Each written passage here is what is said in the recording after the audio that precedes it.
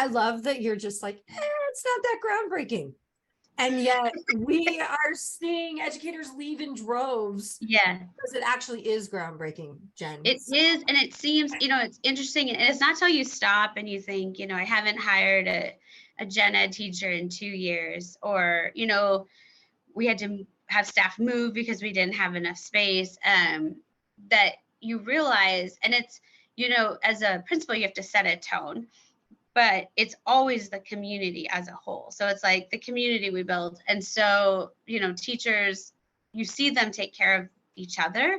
And I think an example that we talked about that feels not groundbreaking, but then when you pause, you're like, this isn't every day thing in everybody's world. But I remember a teacher looking upset and being in the staff lounge, and another teacher saying, "Are you okay?"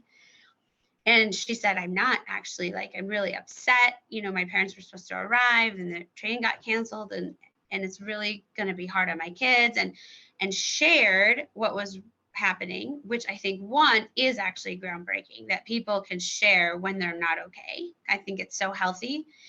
And then the response was, "That's so hard. Is there something we can do for you?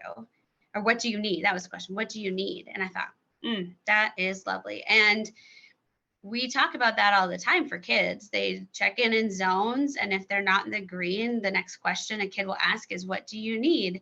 And so we teach kids to do that, but it's like, do we give that space for adults? And knowing that it is in some ways different than what the norm is because I recognize that happened.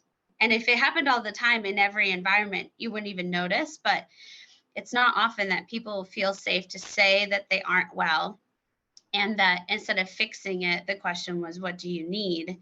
I just thought it was really powerful, and probably a foundation of why the teachers in this building are so incredible. They just take care of each other.